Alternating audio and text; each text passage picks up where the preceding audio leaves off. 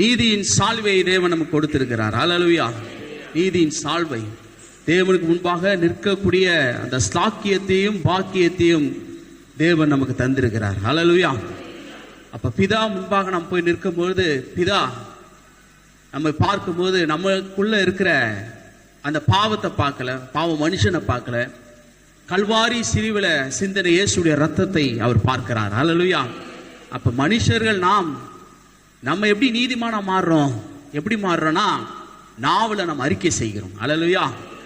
நீதி உண்டாக இருதயத்தில் விசுவாசிக்கப்படவும், இரட்சிப்பு உண்டாக வாயினால் அறிக்கை பண்ணப்படவும். ஹல்லேலூயா.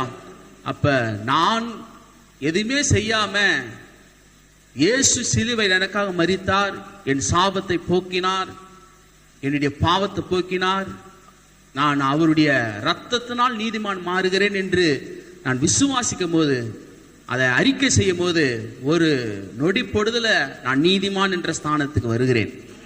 ஆமென். கடவுள் இதை நமக்காக அவர் ஏற்படுத்திட்டார். அதனால்தான் சிலுவை மீட்பு என்பது நம்ம ஏதோ தியாகம் பண்ணி, நம்ம ஏதோ முயற்சி பண்ணி, நம்ம ஏதோ காரியத்தை செய்யணும் இல்லை. அப்படி செய்யணும்னா ஆண்டவர் ஆப்ஷன் வச்சிருப்பாரு.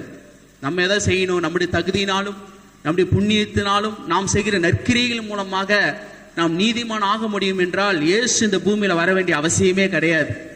இயேசு ஏன் வர வேண்டும் என்றால், நம்ம எந்த நற்கிரிகளை செய்தாலும் அது தேவனை திருப்திப்படுத்தவே முடியாது. அது பாவத்துக்கான நிவர்த்தி, சரியான தண்டனையா இருக்காது. அதனாலதான் கடவுளே வர வேண்டியதா இருக்குது. அதனால்தான் அவரை நம்புறோம், அவர் விசுவாசிக்கிறோம். ஆதாம் பாவம் செய்த உடனே அத்தியையில தைத்து கொள்ளும் பொழுது அது என்ன காண்பிக்கிறது என்றால், சுயநீதியை காண்பிக்கிறது.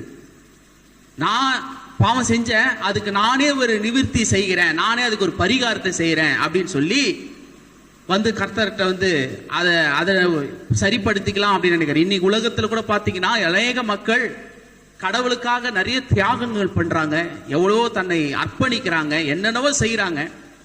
கடவுள்கிட்ட எப்படியாவது என்னுடைய ஒரு பரிகாரம் கிடைக்காதா, இது பாவத்துக்கு ஒரு தீர்வு கிடைக்காதா, இந்த சாபத்துக்கு ஒரு தீர்வு கிடைக்காதான்னு இது உலகத்தில் இருக்கிற மக்கள் என்னென்னவோ செய்யறாங்க, தியாகங்கள் செய்யறாங்க, என்னென்னவோ பண்றாங்க, என்னென்னவோ நற்கிரி செய்யறாங்க, என்னென்னவோ பண்ணிட்டு இருந்தாலும், ஆனா ஒரு மனுஷனுடைய பாவத்துக்கு நிவர்த்தி என்னன்னா நம்ம செய்கிற கிரியையில் இல்ல. ஹல்லேலூயா.